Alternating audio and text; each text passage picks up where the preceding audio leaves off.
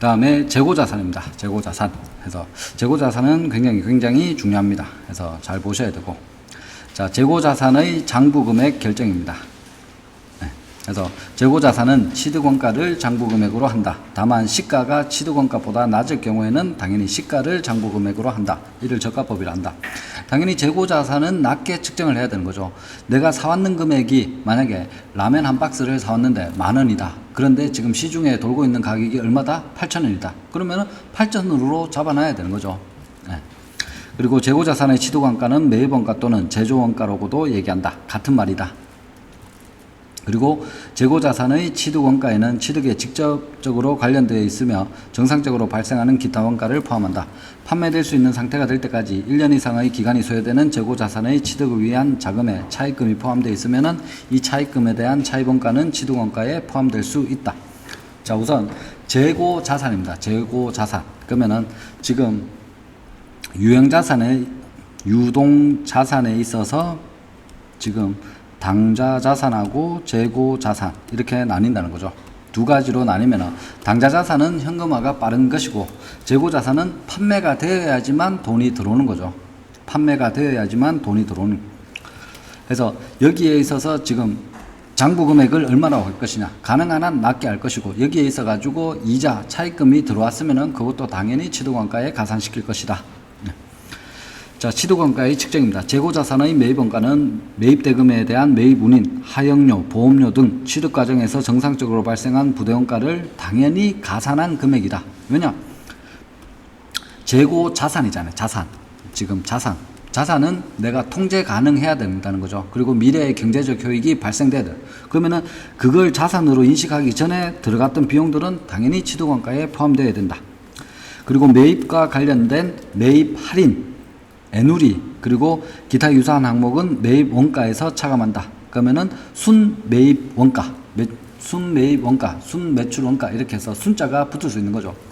할인이라고 하는 것은 당연히 3개월 후에 결제될 건데 더 빨리 결제해 줬다. 그러면은 할인을 시켜준다. 그리고 애누리는 깎아준다. 그리고 성격이 상이한 재고자산을 일괄하여 구입하는 경우에는 총 매입원가를 각 재고자산의 공정가치 비율에 따라서 배분하여 개별 재고자산의 매입원가를 결정한다. 자, 해서 위에 보시면은 여기 박스 안에 취득원가라고 하는 것은 총 매입 가액에서 매입 부대비용은 합산을 하는 거죠. 하역료, 보험료, 부대비용 이런 것들은 다 합산하고 그 다음에 매입하는 데 있어서 애누리 그리고 매입하는 데 있어서 환출. 그래서 만약에 불량품이 생겼다. 그럼 환출을 시켜야 되는 겁니다. 그리고 매입 할인 이렇게 해서 이것을 다 차감을 시켜주면은 취득원가가 발생이 된다는 거죠. 자, 그리고 제품, 반제품, 제공품 등 재고자산의 제조원가는 보고기간 말까지 제조 과정에서 발생한 직접 재료원가, 직접 노무원가, 제조와 관련된 변동 및 고정 제조 간접원가의 체계적인 배부액을 포함한다. 그러니까 다 포함을 시켜 놓는다. 그리고 고정제조 간접원가는 생산설비의 정상조업도에 기초하여 제품을 배부하며 실제 생산 수준이 정상조업도와 유사한 경우에는 실제 조업도를 사용할 수 있다. 그러니까 지금 여기에 있어서는 조금 복잡한데 원가 배부입니다. 그러니까 원가 회계에 대한 내용입니다. 그런데 뭐 원가 회계가 굉장히 분량이 많습니다. 많은데 농협에서는 뭔가를 제조하지는 않죠. 그렇기 때문에 그냥 간략하게 적혀져 있다. 이 정도로 생각하시면 되겠습니다.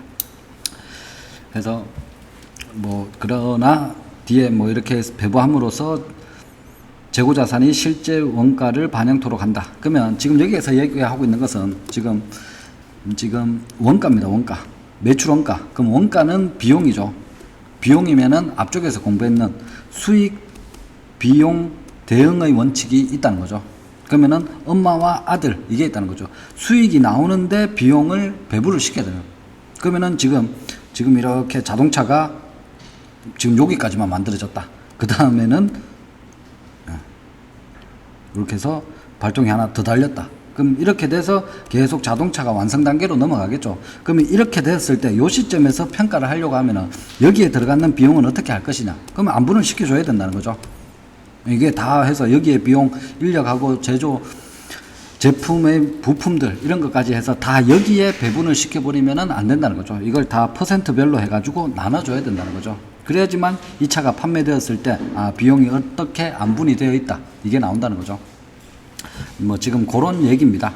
대충 보시면 되고 그리고 재고자산 원가에 포함될 수 없으며 발생기간의 비용으로 인식하여야 되는 원가의 예는 다음과 같다. 그러면은 지금 위에 있는 말은 뭐냐 하면은 지금 이게 부분적으로 지금 계속 완성 단계로 넘어가고 있는 중에 발생된 비용은 합리적으로 배분한다. 여기에 기초하고 있고, 그러니까 제품, 반제품, 제공품. 그 반제품은 이렇게 반틈 만들어졌는 거죠. 그러니까 이렇게 되었을 때는 여기에 비용을 다 넣을 수는 없다는 거죠. 그러니까 배분을 시켜주는데, 지금 그 다음 얘기하고 있는 여기는 그냥 이걸 배분을 시켜서는 안 되고 그냥 단기로 해서 바로 비용으로 때려 넣어야 된다. 자, 재료원가, 노무원가, 그리고 기타 제조원가 중 비정상적으로 낭비된 부분. 그럼 이거는 배분시킬 수 없다는 거죠. 이거는 그냥 단기로 해서 비용으로 처리해야 된다. 추가 생산 단계에 투입하기 전에 보관이 필요한 경우 외의 보관 비용. 재고 자산을 현재의 장소에 현재의 상태로 이르게 하는데 기여하지 않은 그리고 판매 원가. 지금 여기에 있어서는 비정상적 않은 요 단어를 좀 주의하셔야 됩니다. 시험 주문에는 간단하게 나올 수 있습니다. 이렇게 해서 정상적으로 쓰여진 부분에 대해서는 재고자산 원가에 포함할 수 없다. 이렇게 나오면은 틀렸다는 거죠. 그걸 좀 주의하셔야 돼요. 자, 그리고 서비스 기업의 재고자산 원가는 서비스의 제공에 직접 종사하는 인력의 노무원가, 기타 직접 관련된 재료원가, 기타 원가로 구성한다. 그리고 서비스 제공과 직접 관련이 없는 그리고 판매 및 일반 관리 업무에 종사하는 인력의 노무원가, 기타 원가는 재고자산 원가에 포함되지 않으며 발생한 기간의 비용으로 인식한다. 그러니까 이것도 역시나 똑같다는 거죠. 서비스업이더라도 거기에 종사하는 사람들에 있어서는 배분을 시켜주는 것이고, 그렇지 않으면 그냥 단기 비용으로 떨어내겠다. 그렇게 이해를 하시면 되겠습니다. 자, 그리고 재고자산의 원가 결정 방법입니다. 통상적으로 상호 교환될 수 없는 재고 항목이나 특정 프로젝트별로 생산되는 제품 서비스 원가는 개별법을 사용하여 결정한다. 자, 지금 여기에 있는 말은 뭔가 다른 데 하고 협업이 이루어지지 않고 그 한 가지만을 사용할 경우에는 당연히 원가는 개별법, 거기에 소요되는 비용 다 합쳐가지고 딱 비용을 측정을 해버린다는 거죠. 제조 원가, 매출 원가를 만들어 버린다. 그리고 위의 규정이 적용되지 않는 재고자산의 단위 원가는 선입선출법, 가중평균법, 후입선출법을 사용하여 결정한다. 자, 지금 여기에 있어서 키워드는 원가입니다. 원가. 자, 원가. 자, 원가를 측정하는 방법으로는 선입선출, 후입선출, 가중평균, 총평균, 이동평균 이렇게 해서 적용을 시킨다는 거죠. 자, 원가, 가격, 뭐 321원 이렇게 해서 원가죠. 자, 그리고 표준원가법이나 소매제고법 등의 원가 측정 방법은 그러한 방법으로 평가한 결과 실제 원가가 유사한 경우에 편의상 사용할 수 있다. 자, 소매제고업은 판매가격 기준으로 평가한 기말재고 금액에 구입원가, 판매가격, 그리고 변동액을 근거하여 산정한 원가율을 적용하여 기말재고자산의 원가를 결정하는 방법이다. 해서 지금 농협의 한화로마트 해서 유통업에서는 소매제고법으로 이제 적용하고 있습니다. 이제 조금 이따가 공부를 하시고, 이 방법은 실제 원가가 아닌 추정에 의한 원가 결정 방법으로 원칙적으로 많은 종류의 상품을 지급하여 실제 원가에 기초한 원가 결정 방법의 사용이 곤란한 유통업종에서만 사용할 수 있다. 소매제고법은 이익률이 유사한 동질적인 상품군별로 적용한다. 따라서 이익률이 서로 다른 상품군을 통합해서 평균 원가율을 계산해서는 안 된다. 자, 만약에 마트에 보시면은 마트에 들어와 있는 상품이 너무나 많은 거죠. 종류가 너무나 많기 때문에 이것을 각각의 원가를 계산하는 방법은 너무나 힘들다는 거죠. 왜냐하면은 자, 직접 노무비가 있습니다. 그렇죠?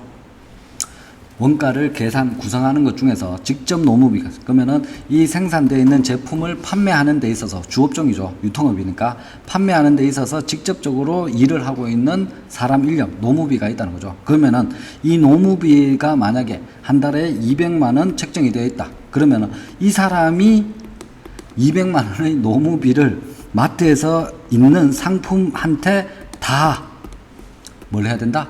배분을 해야 된다는 거죠. 그게 합리적인 거죠. 그럼 이 배분을 어떻게 할 것이냐. 이거 계산하는 인력이 더 많이 힘들다는 거죠. 더 많은 비용이 들어간. 그렇기 때문에 이걸 어떻게 할 것이냐. 많은 종류의 상품을 취급하고 있는 유통업계에서는 이걸 판매가입니다. 판매가. 즉 소매가. 소매 가격으로 해가지고 다 측정을 해가지고 이거에 대해서 여기에 해당되는 상품군에 있어서는 마진율이 몇 프로다? 10%다. 그러면은 이걸 다 묶어가지고 역산을 해버린다는 거죠. 역산을 해가지고 다 판매되었는 그 소매가에다가 나누기 10% 이렇게 해서 원가를 책정을 해버린다. 그러면은 이 마진율 10%의 직접 노무비, 뭐 재료비는 없을 것이고 해서 여기에 해당되는 비용을 안분을 시켜버린다. 그렇게 하는 게 훨씬 더 합리적이다.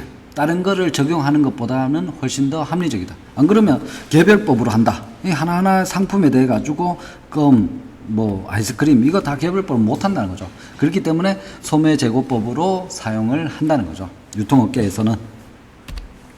자, 그리고 저가법입니다. 재고자산의 시가가 취득원가보다 하락한 경우에는 저가법을 사용하여 재고자산의 장부 금액을 결정한다.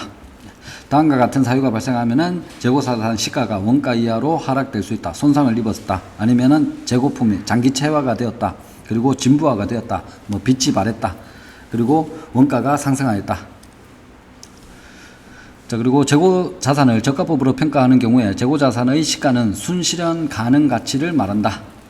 재고자산의 시가는 순실현 가능 가치, 즉 고객들이 사갈 수 있는 가격 이거죠. 순실현 가치는 시가입니다. 시가. 생산에 투입하기 위해서 보유하는 원재료의 현행 대체원가는 순실현 가치에 대한 최선의 이용 가능한 측정치가 될 수 있다. 자, 그리고 재고자산의 평가를 위한 저가법은 항목별로 적용한다. 그리고 시가는 매 회계 말에 추정한다.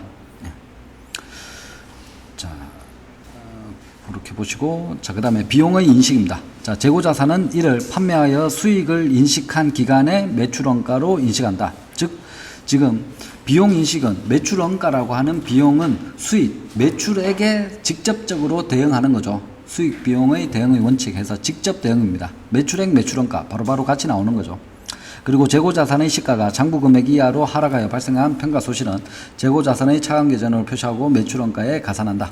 그리고 재고자산의 장부상 수량과 실제 수량에서 차이가 발생하는 감모손실의 경우에는 정상적으로 발생한 감모손실은 매출원가에 가산하고 매출원가에 포함을 시켜. 정상적으로 쌀 100포를 사와가지고는 한 포 정도는 쥐가 깔아먹더라 해서 이게 인정감모에 해당이 된다면 이것은 바로 비용으로 집어넣는다는 거죠. 인정감모분에 대해서는. 그런데 비정상적으로 발생된 것은 감모손실은 영업의 비용으로 분류한다. 그리고 분류와 공시. 재고자산은 총액으로 보고하거나 상품, 제품, 제공품, 원재료, 소모품 등으로 분류하여 재고상태표에 표시한다. 서비스업의 제공은 제공품으로 분류할 수 있다.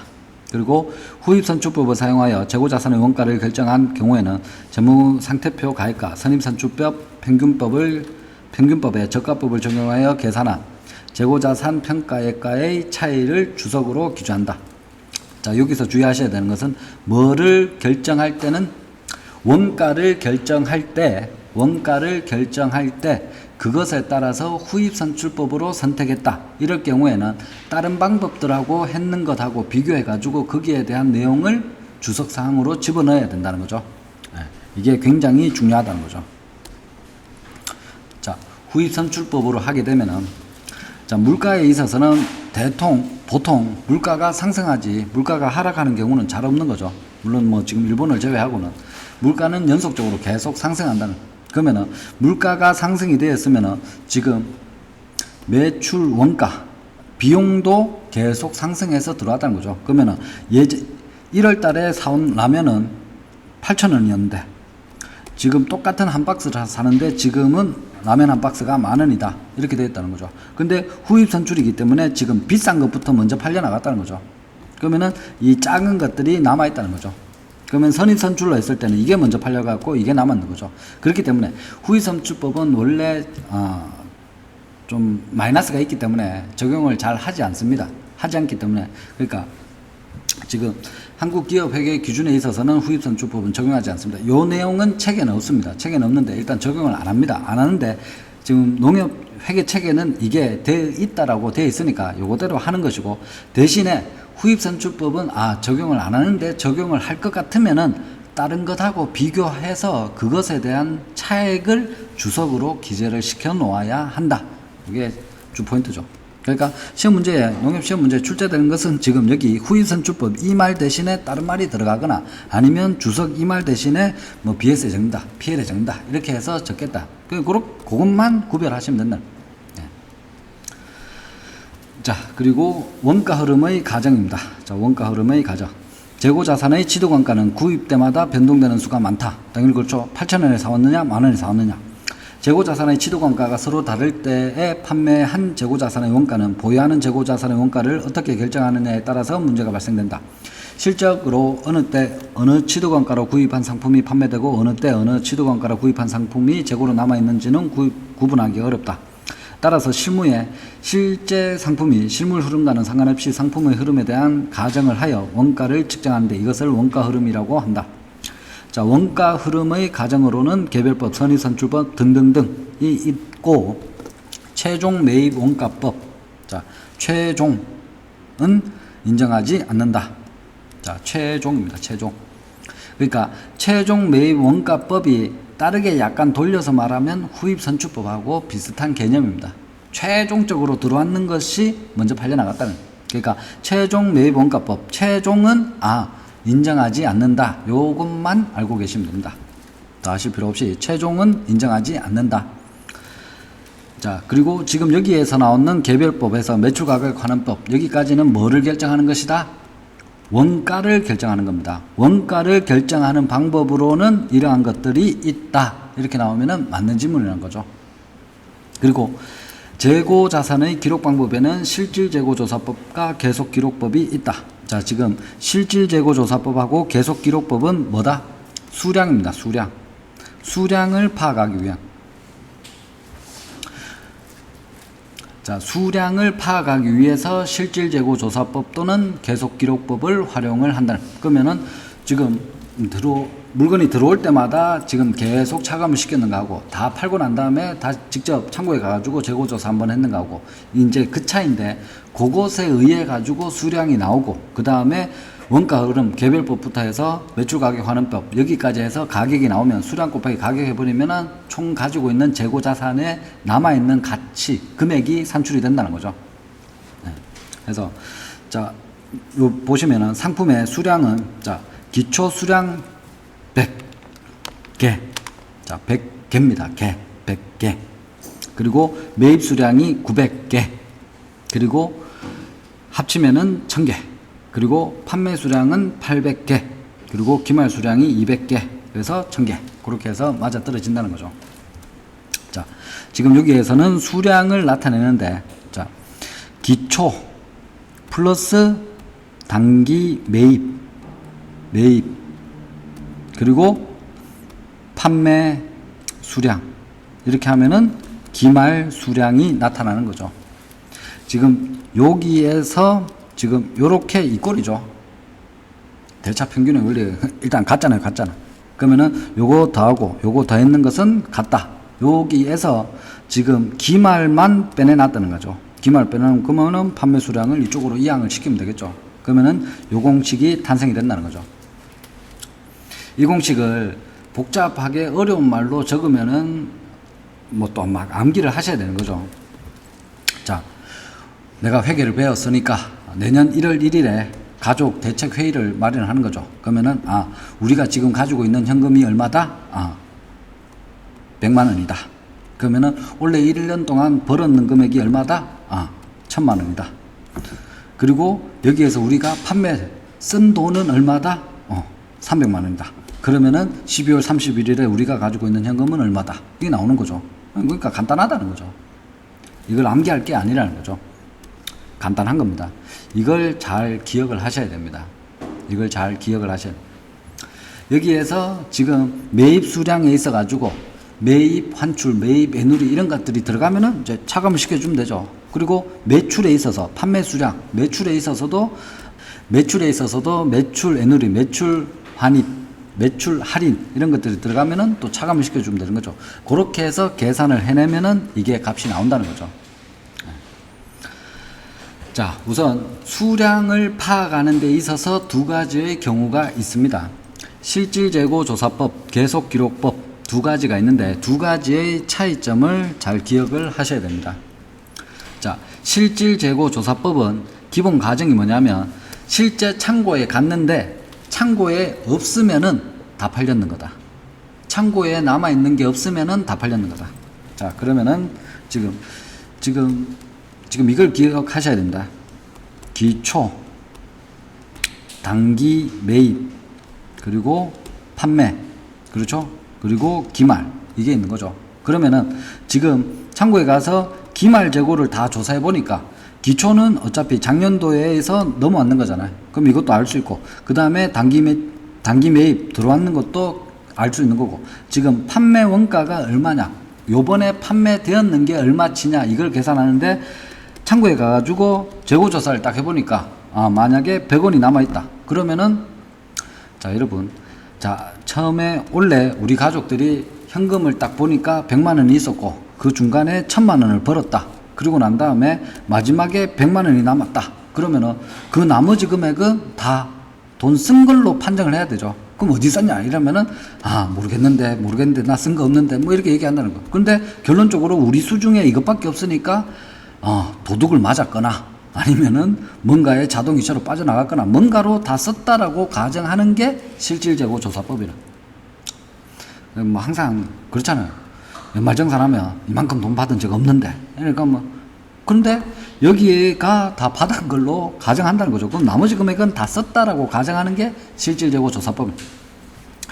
자, 정기적으로 재고조사를 실시하여, 그러니까 농협에서는 이제 보통 재고조사를 분기에 한 번씩 하는 거죠. 그러면은 재고조사를 해서 재고 수량을 파악한 후에 이 수량의 단가를 곱해서, 그러면은 단가를 내는 데 있어서는 개별급, 선의선출법, 후의선출법 쭉 나오는 거죠. 이걸 단가를 딱 곱해가지고 재고자산의 금액을 결정하는 방법이다. 이 경우에 매출원가는 기초 재고액에다가 단기 매입액 그리고 기말 재고액을 빼버리면은 역산된다. 자, 요 말을 암기하시는 게 아니라 요 옆에 있는 표를 보시면 되겠죠. 그러면은 지금 요것은, 그렇죠, 이게 X라는 거죠. 이게 X는 기초 단기 매입 빼기 기말, 그리고 기말은 실제 가서 파악했다는 거죠. 수량을 파악했다는 거. 그럼 이걸 이렇게 이항을 시켜가지고 차감하면은 지금 매출원가가 산출이 된다는 거예요. 그리고 이 방법은 재고조사를 하기 전까지는 매출원가를 파악할 수 없으므로 모른다는 거죠. 그렇기 때문에 실사에 많은 비용과 시간이 소요되며 파손, 도난, 증방으로 인한 재고자산 감모 손실을 모두 매출원가로 처리하는 등의 문제점을 가지고 있다. 그렇죠? 이게 분실이 되었거나 도둑을 맞았거나 누군가가 썼거나 이것까지는 파악 안 되는. 결론적으로 남아있는 기말 재고액을 조사해가지고 실제 가서 조사해보고 나서 우리는 얼마만큼 돈을 썼다, 얼마만큼 팔려나갔다라고 다시 가정을 한다는 얘기죠. 자, 이게 실질재고조사법입니다. 자, 실질재고조사법은 분실, 파손도 다 뭐라고 간주한다? 팔렸다라고 간주한다. 그런 간주를 하는 것은 실제 창고에 갔는데 없다는 거죠. 없으면은 다 팔렸다. 도둑한테도 돈 안 받고 팔았고, 뭐 쥐한테도 할등간 팔았고, 다 팔았다라고 간주한다는 거죠. 그게 실질재고조사법. 감모 손실을 모두 매출원가로 처리하는 것은 계속기록법이다. 이렇게 나오면은 당연히 틀렸지. 이렇게 연결시킬 줄 아시면 됩니다. 자, 그리고 계속기록법입니다. 재고자산을 입고 출고 시마다 수량 금액을 계속적으로 기록하는 방법이다. 이 경우 매출원가는 출고된 재고자산 금액의 합계액으로 계산되며 기말 재고는 기초에서 단기 매입 그리고 매출원가의 산식을 통해서 계산된다. 이 방법은 언제든지 재고자산 감모 손실을 파악할 수 있는 등 실질재고조사법에 비해서 여러 가지 장점을 가지고 있다. 지금 여기는 뭐냐면은 이 판매되는 게 계속해서 기록하겠다는 거죠. 지금 여기에 우리 돈 썼는 거, 우리 가족들이 1년 동안 다 해가지고 보니까 지금 기말을 보니까 현금 100만 원밖에 없다. 그러면은 이거 이렇게 해서는 안 되겠다.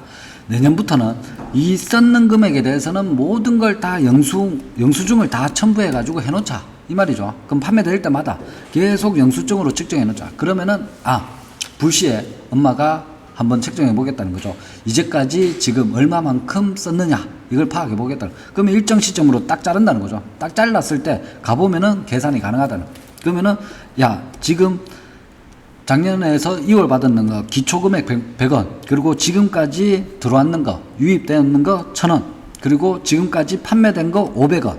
이렇게 하면은 1100원에서 500원 빼면 지금 현재 주머니에 600원이 있어야 되는데 가서 재고조사해 보니까 이게 500원치밖에 없다. 그러면 이거는 문제가 발생됐다는 거죠. 도둑한테 너무 거래를 많이 했다. 쥐한테 너무 거래를 많이 했다. 이게 판정이 된다. 그러면 이렇게 되면은 이거는 그때그때 해서 떨어낼 수가 있다는 거죠. 이거는 실제 마지막에 창고에 가서 다 확인할 수 있는데 이거는 계속해서 판매되는 물량에 대해서 매출원가를 다 측정을 해버린다는 얘기입니다. 이렇게 두 가지를 하는 것은 당연히 수량을 알아내기 위한 방법이다. 자, 해서 자, 그 밑에 박스 요걸 이제 잘 보셔야 됩니다.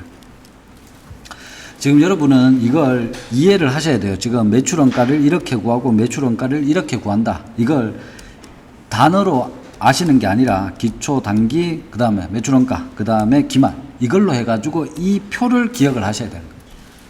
기억을 하시고 자 매출 총이익 우선 매출 원가 보시겠습니다. 매출 원가 그러니까 지금 여기에 나오는 네 가지의 친구들을 이렇게 연결시켜 놓은 거죠. 이걸 이퀄로 딱 했을 때 그랬을 때 매출 원가를 주인공으로 해가지고 지금 여기죠. 여기에 해당되는 겁니다. 매출 원가는 기초에서 단기에서 기말을 차감을 시킵니다. 맞죠? 자, 여기 앞에 보시면은 자, 요것은 어떻게 구할 것이냐? 요것 더하기 요것 해서 이거 이항에서 차감했는 것. 그러니까 당연히 나온다. 자, 여기에서 잘 보셔야 됩니다. 자, 요렇게 돼야 되겠죠. 해서 자, 지금 매출 원가는 기초에서 단기 매입액에다가 기말을 차감을 시키는데 지금 기말 재고액이 과대평가될 수 있다는 거죠. 지금 선입선출이냐 후입선출이냐 이거에 따라서 기말 재고액이 과대될 수 있다는 거예요. 그러면 기말 재고액이 많이 되어버리면은 자 보시면은 자 원래 1월 1일에 100원이었고 요번에 돈 벌었는 게 1000원이었고 그 다음에 얼마를 썼는지를 모르겠고 지금 남아있는 금액이 500원이다 이렇게 했는데 이 500원이 아니고 700원이 남아있다 이렇게 되면은 그 반대로 이것은 줄어들게 되는 거죠. 왜냐하면은 이렇게 보시면은 이게 같다는 거죠. 그러면은 지금 여기는 고정이 되어 있는 거죠. 근데 이게 늘어나게 된다는 거죠. 기말 재고가 늘어나게 되면은 매출 원가는 당연히 여기에 상한선이 있기 때문에 이거는 반대로 줄어들게 된다는 거죠. 이게 늘어나기 때문에 이것은 줄어들게 된다. 예. 자, 그렇게 돼서 매출 원가는 줄어들게 된다. 그럼 매출 원가는 비용이기 때문에 비용이 줄어들면은 총이익은 늘어난다는 거죠. 그러면은 여기에서 지금 기말 재고액을 많이 잡아버리면은 매출 총이익은 늘어난다는 거예요. 지금 반대되는 개념이 매출 원가와 기말 재고액은 반대되는 것이지만 기말 재고액하고 매출 총이익은 정방향이라는 거죠. 정방향이다. 자, 요거 생각하셔야 된다. 요게 기말이니까 기말이 늘어나면은 매출 원가는 반대로 줄어들게 된다. 요걸 기억하셔가지고 다시 비용이 줄어들게 되니까 총이익은 늘어나게 된다. 이렇게 연결을 시키시면 됩니다. 그래서 지금 여기에 들어가는 화살표를 잘 이해를 하시면 되겠습니다. 자, 그렇게 해서 지금 계속기록법과 실질재고조사법에 의해 가지고 수량을 파악했다는 거죠. 수량을 파악했으면은 그 다음으로는 단가를 파악해야 돼. 그럼 단가를 어떻게 파악하느냐? 그래서 지금부터는 이제 단가를 파악하는 방법의 종류들입니다. 그래서 자, 우선 개별법입니다. 개별법은 하나하나씩 이렇게죠. 그래서 각각의 원가를 적용한다. 그래서 자, 귀금속이나 고책상 그러니까 뭐 샤넬백 뭐 이런 거죠. 그래서 하나당 1000만원짜리 이런 것들은 뭐 어차피 당연히 지금 개별적으로 해서 금액을 다 붙일 수 있겠죠. 해가지고 지금 어디에 보상자금이 나오고 지금 대한민국에 있어서 물가가 상승하고 있다. 그래서 사람들이 많이 구매를 하려고 한다. 이렇게 되면은 샤넬에서 측정하겠죠. 야, 이것은 단가를 지금 1000만원인데 1200만원으로 하자. 근데 갑자기 경기가 위축돼가지고 안 팔린다. 야, 이거 1000만원인데 다시 800만원으로 하자. 이게 개별적으로 다 붙일 수 있다는 거죠. 수량이 작기 때문에. 자, 그 다음에 선입선출입니다. 선입입니다. 먼저 들어온 것이 먼저 팔려 나간다. 그러니까 대다수의 제조업체에서는 당연히 선입선출을 기본으로 삼고 있겠죠. 그래서 먼저 한 것을 먼저 팔린다. 뭐 유통기한이 있는 것도 있고 그렇기 때문에 자, 일정 기간 중에 출고한 제품을 기초 2월에 연달아 입고한 순으로, 자, 기초 2월에, 그러면은 기초는 당연히 전년도에 기말에서 넘어왔는 거죠. 그래서 기초부터 팔고 그 다음에 단기에 매입하는 순서대로 해서 팔려나간다. 해서 잔량에 대해서 기말 결산에 가까운 입고분에서 순차적으로 수량에 닿을 때까지 소급해서 각 회의 입고 단가를 적용하는 것을 선입선출이다. 자, 이 방법으로 선입선출로 하면은 재고품의 평가, 기말 재고액을 계산하는 데 있어서는 당연히 선입선출이기 때문에 기초의 앞쪽에 가까운 것들이 다 팔려나갔다는 거죠. 그러면은 기말 재고액의 가격에, 단가에 반영되는 품목은 지금 최근 들어왔는 것들만 남아있다는 거죠. 기말에 가까운 것들이 남아있어서 그것이 입고단가가 적용되므로, 자, 물가가 상승하고 있다. 그러면은 당연히 재고액이 는다는 거죠. 기말 재고액이 는다는 거죠. 물가가 상승했을 때는 기말 재고액이 는다. 지금 요 단어를 이해를 하셔야 되는 거예요. 선입선출법에 따르면 물가가 상승될 경우에는 기말 재고액은 늘어나게 된다.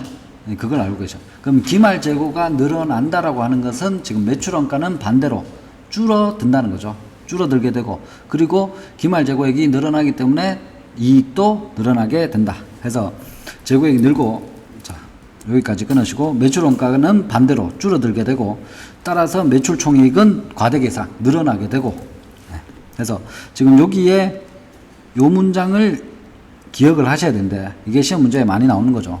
기억을 하셔야 되는데, 여러분들이 이해하셔야 되는 것은 뭐냐?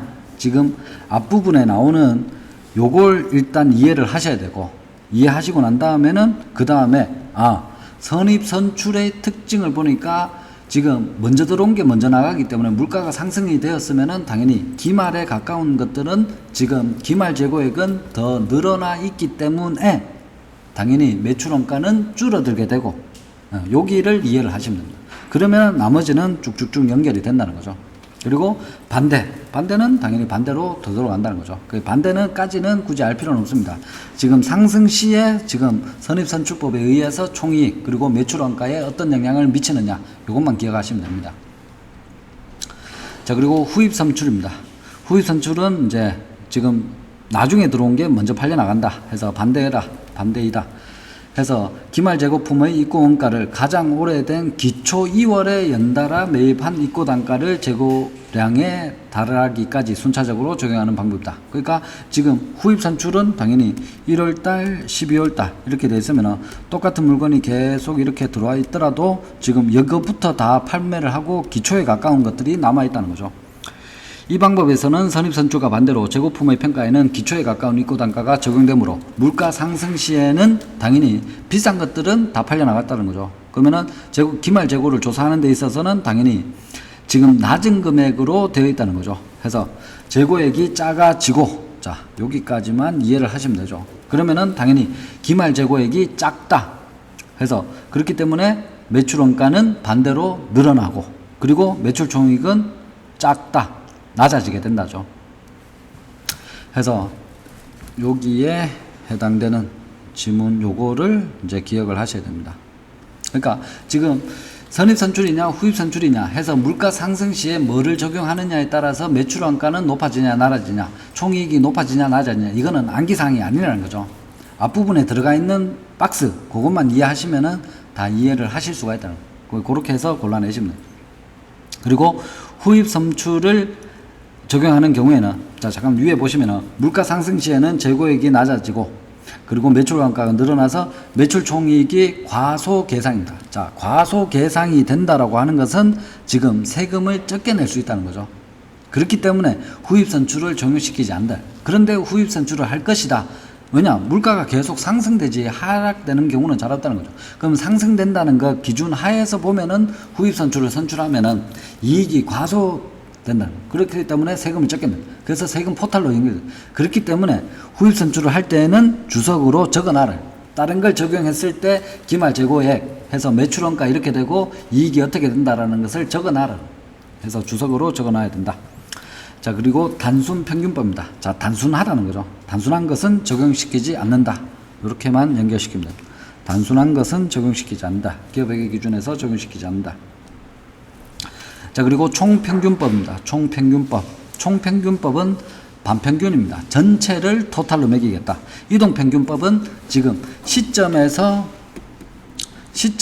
여기까지 했을 때 또 평균, 그리고 여기에서 여기까지 했을 때 또 평균, 이렇게 해서 이동하면서 평균을 내겠다. 이제 뭐 그 정도로 이해를 하시면 되겠습니다. 그러니까 이동평균법은 휘발유 가격입니다. 그럼 휘발유 가격은 매일매일 금액이 바뀌는 거죠. 그러면은 지금 선입선출부터 해서 뭐 후입선출, 이동평균, 이걸 하고 있는 것의 기본 방향은 뭐냐? 단가죠, 단가. 지금 단가를 구하고 있습니다. 단가를 구하고 있는데, 이 단가에 있어서는 휘발유는 계속 매일 바뀌기 때문에 이것을 이동평균으로 해서 단가를 책정을 하겠다. 그래서 이동평균법은 그 종목의 물품을 입고할 때마다 그때까지 남아있는 전에까지 입고분의 잔액과 새로 입고한 분의 평균 입고 단가를 구하고, 출고 시에는 출고 당시의 평균 입고 단가를 적용해서 매출 원가를 구한다. 휘발유가 이렇게 꼭 팔리고 있겠죠. 이렇게밖에 적용을 못 시키죠.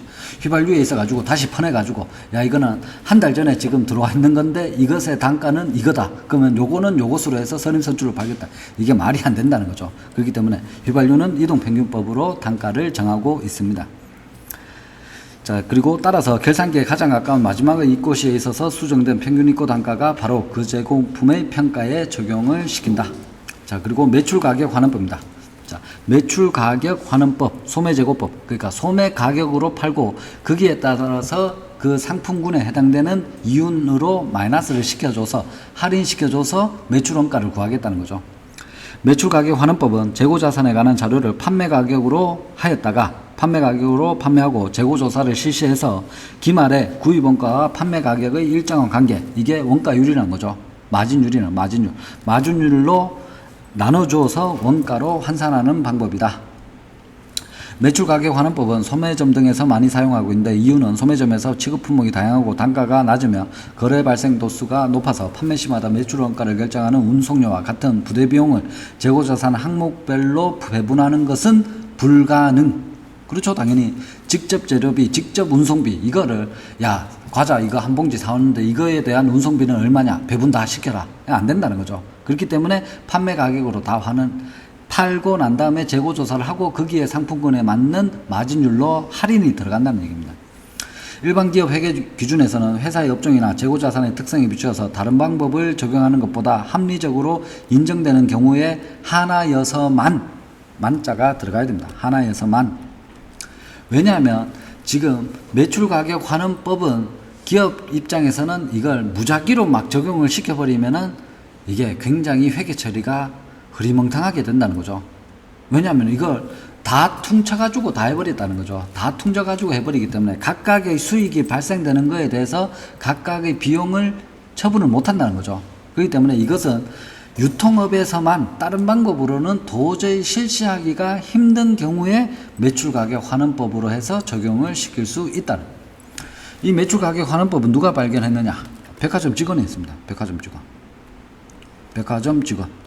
그러니까 백화점 직원이 이걸 하기 전에는 선입선출로 해가지고 그 상품에 있어서, 아, 오늘은 지갑 팔려나갔고 그 다음 날은 지갑 옆에 가방 팔려나갔고, 이거 해가지고 다 하다 보니까 이거 하는데 회계부서에서 이제 미친다는 거죠. 매달 말일자 되면 이제 재고조사하고 실질재고조사법 해가지고 다 해가지고 매출원가 판정해내는데 이제 머리가 터진다는 거죠. 그렇기 때문에 이거 이렇게 하지 말고 식품군에 있어서는 대충 한 25% 마진, 오케이, 해가지고 상품군별로 짝짝짝 해가지고 판매가로 다 했다라고 가정하고 재고조사해서 다시 할인해가지고 딱 해서 우리 지금 재고조사는 얼마냐, 매출원가 얼마냐, 이렇게 해서 판정한다. 이게 매출가격환원법이고, 이것만 다른 게 불가능할 때 이걸 쓸 수 있다는 거죠.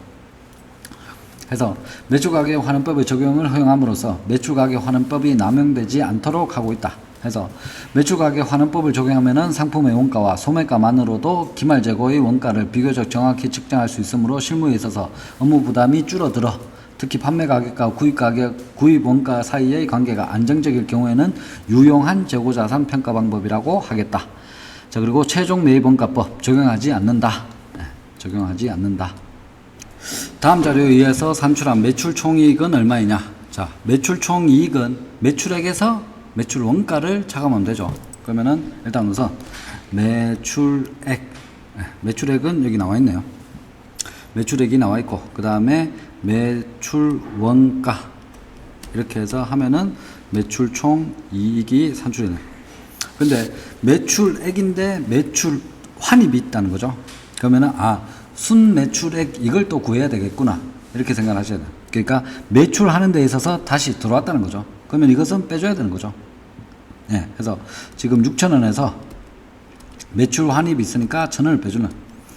그러니까 6,000원치 팔았는데 1,000원 반품 들어왔다. 그럼 얼마 팔렸냐? 5,000원치 팔렸다. 나오죠. 그렇죠? 네. 그러면은 그리고 매출 원가는 얼마이냐? 그러면은 매출 원가가 여기 딱 보니까 기초, 단기, 기말. 그러면은 이것은 가지고 매출 원가를 산출을 할 수 있겠구나. 해서 지금 여기에 있어 가지고 이렇게 되는 거죠. 기초, 단기, 그 다음에 매출 원가 이걸 구하려고 하는 것이고 그 다음에 기말 이렇게 있다는 거죠.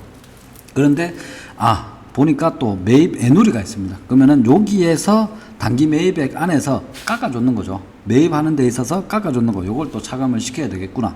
그래서 기초 4,000원 지금 매출 원가를 구하고 있습니다. 지금 요걸 구하려고 하는 거죠. 요걸 다시 구하려고 한다. 그러면은 지금 기초에다가 4,000원에다가 그 다음에 단기 2,000원 중에서 매입하는 데 있어서 깎아줬는 거 1,000원 차감. 그러면 실제 단기분에 있어서는 1,000원어치 만큼 사왔다는 거죠. 네.